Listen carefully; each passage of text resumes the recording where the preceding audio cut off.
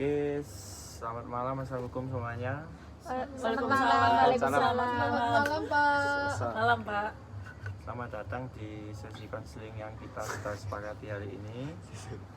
Untuk waktu kan kita sudah sepakat di malam hari karena semuanya pada sibuk dengan tugas kuliah dan pekerjaan, mungkin ada yang kerja. Mungkin saya bisa memperkenalkan diri saya terlebih dahulu. Perkenalkan, nama saya Faisal Akbar. Mungkin bisa dipanggil Kak atau Mas saja. Di sini saya akan mencoba untuk meminta memperkenalkan terlebih dahulu karena kita kan hanya kenal di chat saja. Mungkin bisa diperkenalkan nama, terus universitas kalau lagi kuliah atau kerjanya di mana, boleh dari Kak. Nama saya Fatika Aulia, biasa dipanggil Aulia. Saya berasal dari Malang, dari Universitas Indonesia, jurusan hukum. Untuk Kak yang di sebelahnya. Perkenalkan, nama saya Tiga Chandra Eka Bastya. Saya dari Universitas Pajajaran, jurusan Kesehatan Masyarakat. Oke, untuk Masnya boleh diperkenalkan. Nama saya Bagas Wayuka Maulida. Santai, kita jangan ya, sangat enjoy. Enjoy. Mungkin kalau ada minat keras saya kasih banyak, kalau tidak ada mungkin silakan.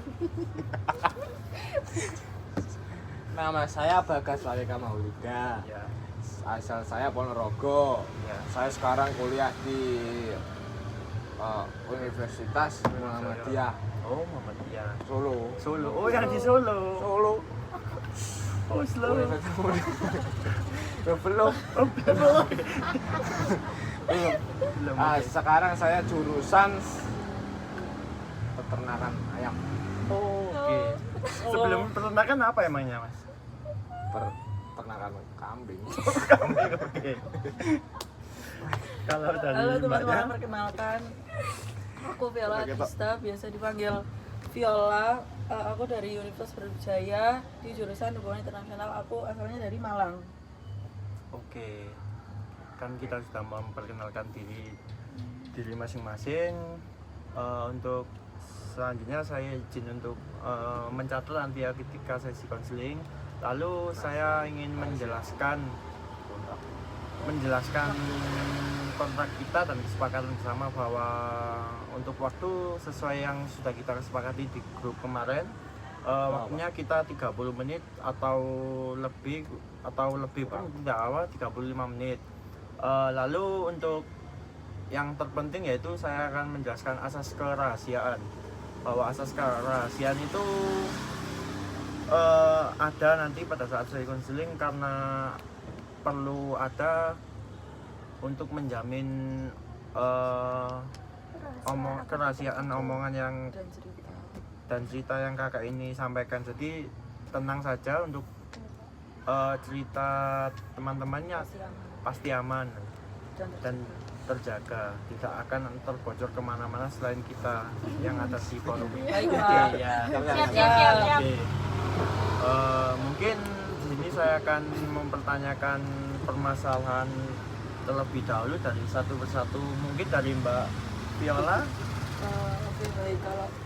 Kalau permasalahan saya sih ya Pak, saya ini kayak merasa kurang percaya diri dalam public speaking saya, apalagi misal kayak ada seminar-seminar gitu, lagi ada tanya jawab gitu, saya kayak pengen tanya tapi saya takut gitu kalau dilihatin sama orang lain gitu Pak. Kalau saya sih gitu Pak. Oke. Untuk Masnya santai, nggak apa-apa, santai, pelan-pelan saja. Agaknya pilek. Oh ya, tidak apa-apa. Mungkin boleh minum, kalau bawa minum Masnya. Bawa. Tahan dulu, jangan minum. Sebentar lah. Ya, santai, tidak apa-apa. Mungkin sebanyak dulu. Oh iya, mungkin Masnya masih mau memikirkan, boleh Iya, ke mikir Mbak dulu. Dwikanya. Jadi gini Pak, saya tuh punya masalah. Saya juga sama kayak Mbak yang sebelumnya tadi. Saya tuh punya masalah kepercayaan diri ya. Jadi saya tuh kalau maju ke depan tuh suka gugup, terus suka kayak kayak ngeblank gitu tiba-tiba, padahal saya tuh semalam udah belajar ya, tapi kalau udah di depan kelas tuh tiba-tiba nggak kepikiran apa-apa gitu, cuma nafas aja. Nah, Oke. Boleh. Saya. Oh, langsung Mas Heru. Oke, Masnya mau. Saya juga. langsung tenang. Oke, tenang, relax. Tenang. Saya dulu mungkin Pak. Oh, boleh Mbaknya. Saya dulu. Ya. Saya tuh kayak nggak pede gitu loh Pak kalau nyampaikan pendapat di depan umum, di depan banyak orang gitu. Saya kayak merasa orang-orang itu pusat perhatiannya ke saya gitu. Jadi saya kayak merasa nggak pede, nggak merasa buat ngomong gitu. Saya juga sama. Saya juga kurang percaya diri. Oh. Saya di Jepang. Berarti Sama. saya simpulkan untuk permasalahan hampir sama ya. Intinya poin pentingnya ketidakpercayaan itu ya. Iya Pak. Oh, baik, dari permasalahan semuanya kita harus berfokus di salah satu konseling, yaitu boleh disepakati oleh teman-teman siapa yang mau menjadi fokus utama. Mungkin Mbak Dwika Eka sih Pak. Dwika Kalau sih, Pak. ya kalau Saya- menurut Dwika saja. saya Dwika aja Waduh sih. Kak Eka. Iya Kak Eka. Iya. Kak Eka Dwika. Oke, berarti permasalahan dari Kak Dwika ya teman-teman. Iya, Pak. Tadi kan saya coba untuk dengarkan permasalahan Kak Dwika ini, ketidakpercayaan diri di kelas. Oh, oke, bisa dijelaskan secara detail masalah yang dialami oleh Kak Dwika. jadi gini Pak, saya tuh kan itu ya, sekarang kan kuliah, apalagi kan di jurusan kesehatan masyarakat yang otomatis tuh berhubungan gitu sama banyak orang. Nah, sedangkan saya sendiri tuh kalau presentasi di depan kelas aja gugup gitu, kayak nervous, terus tiba-tiba keringet dingin, terus pikiran ngeblank, padahal kan harusnya nggak boleh kayak gitu. Iya, benar. Masih di kelas aja kayak gitu, apalagi kalau terjun ke masyarakat gitu kan Pak. iya. Nah, saya tuh kayak ngerasa ini tuh ganggu gitu Pak, udah ganggu ke kehidupan saya. Jadi saya mau ini masalah ini tuh cepat selesai gitu. Oke, setelah saya dengarkan permasalahan dari Kak Dwika tadi itu, kapan pertama kali kakak ini merasakan hal tersebut? Saya rasa tuh kayaknya udah mulai SMP kelas 2 deh Pak. Soalnya tuh saya waktu itu tuh sebelum-sebelumnya waktu kelas SD sama SMP awal-awal tuh cukup aktif ya, kayak nggak ada gitu rasa-rasa malu atau rasa nervous itu. Tapi waktu kelas 2 tuh saya kan itu waktu COVID ya Pak. Nah, waktu COVID tuh belajar kan tatap muka, Iya. nggak tatap muka, daring gitu Daring, kan. iya. Nah, jadi tuh saya agak kurang berinteraksi dan sosialisasi dengan teman-teman gitu. Nah, pas waktu tatap muka terus selang-seling apa sih namanya, kayak maksudnya tuh nggak full gitu kan Kak. Gantian gitu ya. Iya, maksudnya tuh gantian-gantian gitu kan. Nah, itu tuh saya pernah dibully gara-gara apa gitu Pak, saya lupa, pokoknya saya tuh dibully gitu sama temen-temen. Nah, jadi saya tuh minder. Terus saya juga ada konflik sama salah satu teman saya. Waktu itu saya udah minta maaf, saya udah kasih dia hadiah kayak buat permintaan maaf, hadiahnya tuh diambil, dimakan, tapi minta maafnya nggak di ACC gitu Pak sama dia. Terus dia malah hasut kayak teman-teman saya biar jauhin saya juga. Nah, jadi saya tuh kayak dimusuhi gitu sama satu percaya diri. Nah, terus itu Pak ya, saya tuh waktu habis daring tatap muka itu tuh kan ada masalah konflik sama si dia itu ya. Nah, dia tuh malah kayak itu menghasut teman-teman sekelas saya biar musuhin saya gitu, biar saya tuh nggak ditemenin. Jadi saya tuh kayak sendirian gitu. Kelompokan juga kan kadang milih sendiri kan kelompoknya. Itu kayak nggak ada yang nggak ada yang mau gitu loh sekelompok sama saya. Jadi saya tuh bilang gitu sama guru, Bu, saya masukin kelompok terserah deh, mana aja, yang penting nggak ada si A ini gitu. Soalnya kan yang nyebar biar orang-orang tuh nggak suka sama saya kan dia. Jadi saya tuh usaha buat nggak deket sama dia gitu. Itu sih Pak.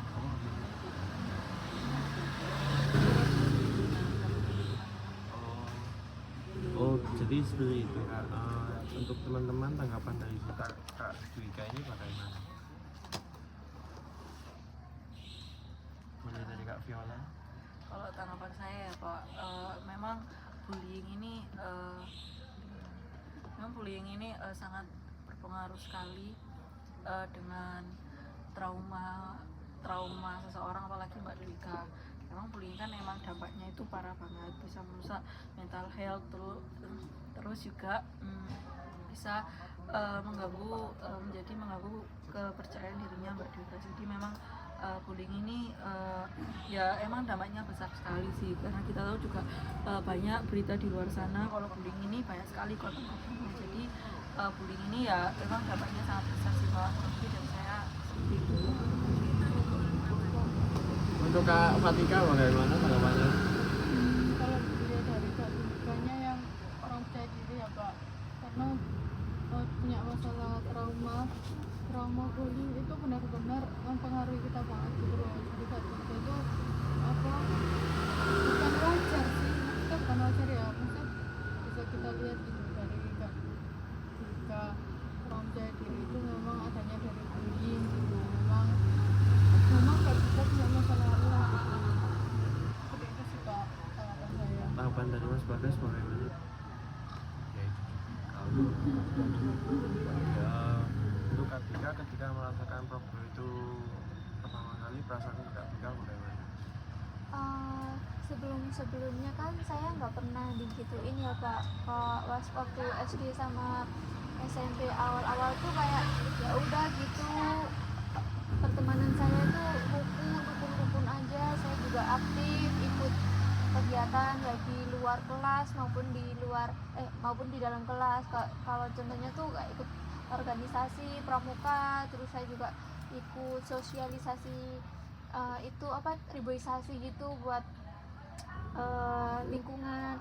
Nah tapi setelah kejadian yang saya dibully itu, saya jadi kayak itu Pak, mau gimana ya, mau cari temen tuh takut ntar diginiin lagi, ntar di kayak kejadian yang waktu SMP tuh keulang lagi gitu. Dan itu tuh berpengaruh juga sampai sekarang saya kuliah, padahal kan di lingkungan perkuliahan tuh udah beda jauh kan sama lingkungan lingkungan SMP saya.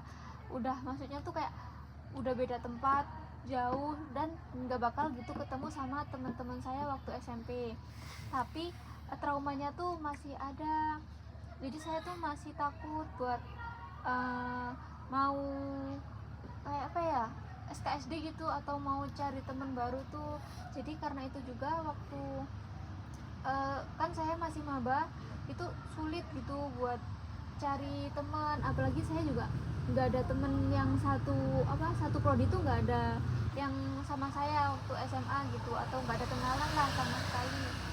Jadi mau cari temen baru yang bener-bener nggak kenal tuh kayak susah gitu Pak. Dan itu juga berpengaruh waktu pembagian kelompok di lingkungan kelas. Nah karena saya nggak akrab juga sama teman-teman kelompok saya, jadi kayak banyak miskomunikasi gitu di kelompok. Untuk dampak untuk bagaimana dampak untuk problem Kak Dwika ini, apakah berdampak di kehidupan Kak Dwika? Sejujurnya sangat berdampak ya Pak, soalnya kan kalau menyangkut kerja kelompok itu kan juga menyangkut nilai ya. Iya. Kalau contohnya gini, saya udah ngerjain makalah atau mungkin ngerjain tugasnya tuh udah bener gitu ya, udah 100%, nggak di kayak 90% bener gitu ya. Iya. Tapi waktu nggak ada komunikasi kan sama teman kelompok, jadinya tuh banyak miskomunikasi. Terus waktu presentasi di depan kelas juga kan jadinya gugup, berantakan. Jadi walaupun materinya tuh bener, kalau cara penyampaiannya salah kan juga pasti berpengaruh kan sama nilai, juga sama teman-teman juga kan pasti kayak juga ikutan bingung. Nah itu tuh buat saya khawatir tentang bagaimana ini progres perkuliahan saya ke depannya kalau tetap kayak gini gitu. Oke, untuk teman-teman, pernahkah teman-teman ada di posisi Kak Dwika dan bagaimana dampak yang teman-teman rasakan? Mungkin dari Kak. Saya apa? Kalau masalah bullying sih sejujurnya saya tidak relate ya Pak dengan cerita itu. Cuman untuk yang masalah takut SKSD dengan orang lain karena trauma tersebut, dan sehingga dampaknya besar sekali bagi Mbak Dwika, kayak contohnya kayak yang makalah-makalah tadi ya Mbak. Nah itu mungkin ya Mbak, kalau saya mungkin akan coba komunikasikan hal tersebut ke anggota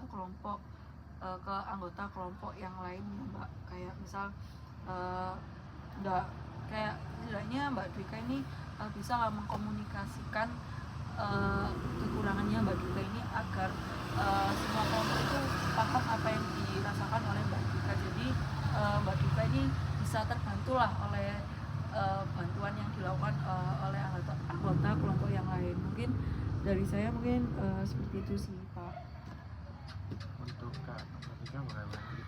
Kalau saya mungkin mulai coba komunikasi ya Pak sama teman-teman, karena kan ya komunikasi itu merubah gitu loh. Kalau kita komunikasikan kendala yang ada di diri kita itu teman-teman mungkin bisa sedikit memahami gitu, nggak semuanya negatif gitu tentang kita. Jadi kayak teman-teman bisa tahu apa yang sebenarnya terjadi dalam diri kita, nggak buat dimengerti tapi biar tahu aja, biar tahu teman-teman itu kalau kita tuh sebenarnya kayak gini. Jadi diharapkan teman-teman tuh bisa memaklumi kalau Mbak Dwika itu kadang nggak seaktif itu gitu. Terus Pak, menurut saya yang terpenting emang dikomunikasikan dulu aja sama teman-teman.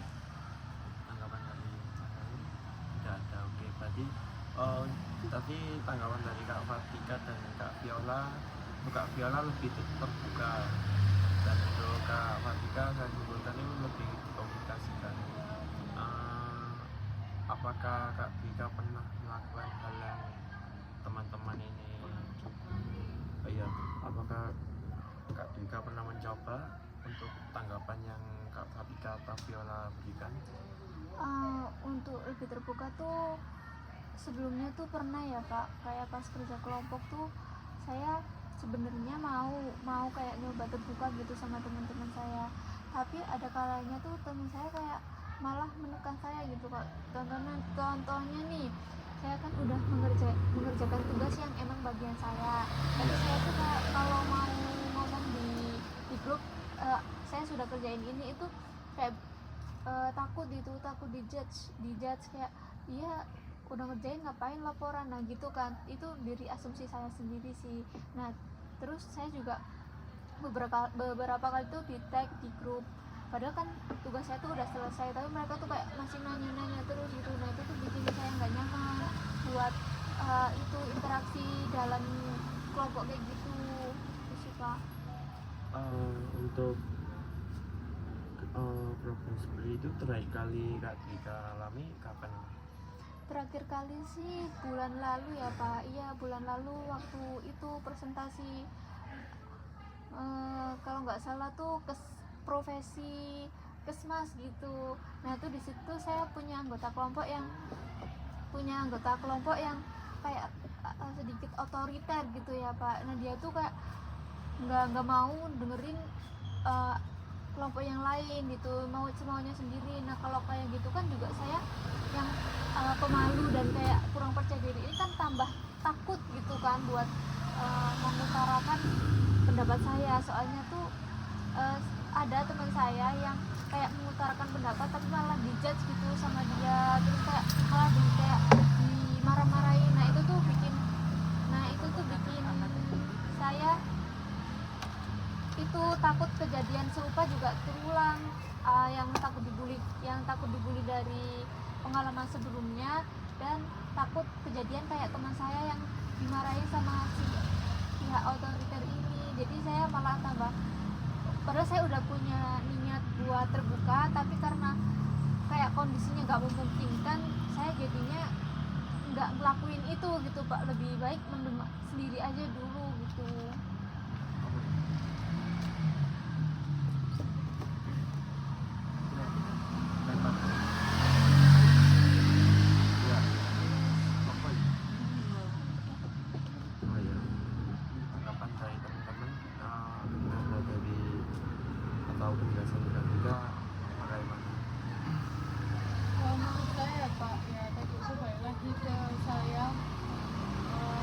Mbak Tika bilang kalau apa namanya itu tuh kayak ada apa namanya ada yang otoriter gitu ya Mbak, jadi mungkin nggak mau tidak ada juga. Lagi kayak tadi yang saya bilang itu bisa dikomunikasikan gitu loh Pak. Bisa dikomunikasikan, terus Mbak Tika juga bisa mencoba buat lebih terbuka, Iya. karena kan Iya bingung. apa namanya ya, maksud saya itu kan semuanya kayak dikomunikasikan itu pasti bisa bisa berjalan dengan lancar gitu loh, apapun kalau dikomunikasikan itu pasti selalu berjalan dengan lancar. Kayak Kak Dika tadi struggle sama ada anggota yang otoriter gitu, mencoba buat berbicara gitu, mencoba buat terbuka tentang perasaan Kak Dika kalau Kak Dika nggak nyaman kan gitu. Jadi intinya saya tuh mau menekankan kalau komunikasi itu bisa merubah segalanya gitu loh Kak. Jadi kayak semuanya itu kalau kita nggak senang sama orang misalnya, atau orang itu berasa kurang nyaman ke kita, jadi kita tuh kayak bisa komunikasikan dengan baik dulu gitu loh Pak, kayak ngomong baik-baik, Iya. nggak harus kayak nyentak-nyentak atau bilang kalau penolakan terhadap orang itu, tapi kan kita komunikasikan dulu kalau orang itu kan karakternya sama kita dalam kelompok itu, kita komunikasikan, terus kita juga bicara secara terbuka gitu, biar teman-teman di kelompok itu juga tahu kalau apa yang Mbak Dika alami itu sih Pak. Untuk Kak Viola solusinya bagaimana? Untuk tanggapan saya Pak, Punya tanggapan nggak? tanggapan saya sama kayak Mbak Tika, kalau memang kunci komunikasi ini yang penting banget sih, karena saya juga mengalami kayak miskom itu kayak nggak enak banget, jadi banyak salah paham dan lain-lain. Nah, dengan adanya komunikasi ini kita itu bisa jelas gitu loh kalau misal si ini tuh gimana, si ini tuh gimana, dan win-win solutionnya itu gimana. Jadi dengan adanya komunikasi itu bisa memperlancar diskusi kita di dalam kelas maupun di dalam daring atau dari grup WhatsApp sih Pak. Karena ya balik lagi, karena komunikasi itu penting. Kalau komunikasinya itu, mohon maaf ya, kayak komunikasinya itu jelek, kita tuh jadi miskom dan banyak salah paham gitu. Jadi kita nggak jadi tahu satu sama lain pengennya gimana gitu sih Pak, kurang lebih.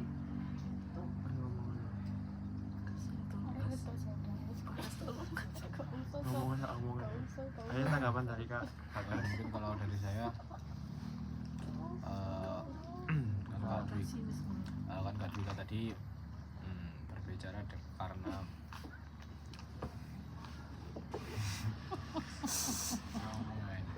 takut nanti. Mbak Dika tadi menjelaskan karena Mbak Dika itu dia tadi trauma dengan kelompoknya yang kayak selalu otoriter seperti itu ya, kayak mementingkan ngetek iya kan, itu masuk akal ya. Nah, kalau menurut saya Mbak Dika juga harus membangun hubungan dengan kelompok Mbak Dika sih, karena ketika Mbak Dika membangun hubungan dengan kelompok dengan baik, itu juga akan memperlancar atau membuat hubungan Mbak Dika itu lebih baik dengan kelompok. Nah, dan hal itu tuh berdampak dengan kemajuan berkomunikasi Mbak Dika dan bersosialisasi Mbak Dika, karena dengan Mbak Dika itu sanggup untuk beradaptasi dengan hal tersebut, Mbak Dika juga akan tumbuh, Mbak Dika juga akan berkembang dengan pesat seperti itu, karena Mbak Dika juga harus menghadapi fase itu juga. Mbak Dika juga harus belajar dalam perjalanan Mbak Dika. Mbak Dika harus tumbuh di sana seperti itu. Oke, tadi kan teman-teman sudah memberikan suatu tanggapan dan atau lebih ya motivasi ke Kak Dika. Apakah Kak Dika termotivasi untuk harapan untuk melakukan harapan yang teman-teman bicarakan tadi? Kalem.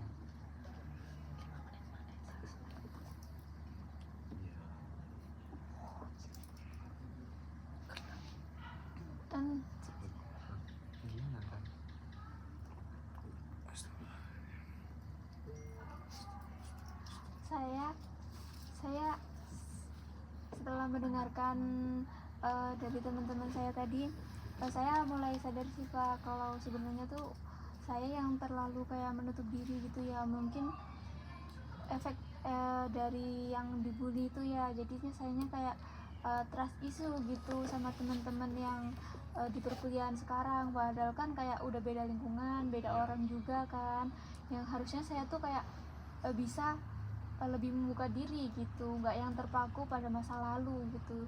Jadi setelah apa yang saya dengar dari teman-teman, saya akan mencoba untuk lebih terbuka lagi gitu, agar saat berjalannya sesi diskusi atau kelompok atau bahkan presentasi itu bisa berjalan dengan lancar gitu ya Pak.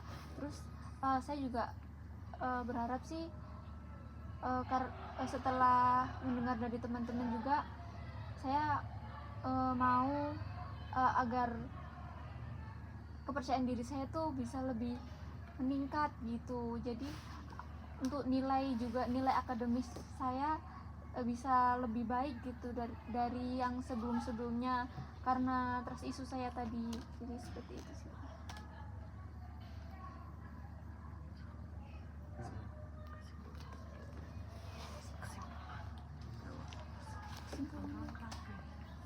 Oke, baik, terima kasih Kak Tika. Berarti untuk kesimpulan pada sesi konseling hari ini, Kak Tika telah menyadari bahwa problem yang Kak Tika alami sangat berdampak pada kehidupan di kuliah, di Iya, kehidupan iya. seperti itu. Mungkin Terus mereka juga sudah sadar untuk mencoba. iya. Terus Kak Tika sudah sangat sadar dan ingin mencoba melakukan tanggapan-tanggapan yang teman-teman sudah berikan. Lalu Mereka juga ingin mencoba lebih baik lagi. lalu Kak Tika sudah juga ingin melakukan menjadi yang lebih baik, dan mungkin itu saja untuk kesimpulan dari saya. Dan ternyata kita sudah tepat untuk sesuai kesepakatan kita di waktu 30 menit dan sudah menunjukkan 30 menit untuk teman-teman. Tidak lanjut. Ya, mungkin untuk permasalahan teman-teman Mas Bagas, Kak Viola atau Kak Tika yang belum terpecahkan, bisa kita pecahkan di sesi konseling berikutnya dengan jadwal yang sama dan waktu yang kita sepakati. Untuk kurang lebihnya saya mohon kurang lebihnya saya ini ingin menyampaikan permohonan maaf dan terima kasih sudah berpartisipasi aktif dalam sesi konseling pada malam hari ini. Saya ucapkan terima kasih sekali lagi dan aplaus untuk kita semua. Aplaus. Oke, terima kasih teman-teman. Assalamualaikum warahmatullahi wabarakatuh. Waalaikumsalam warahmatullahi wabarakatuh. Allahu Akbar. Pep, tolong patah. Ya apa?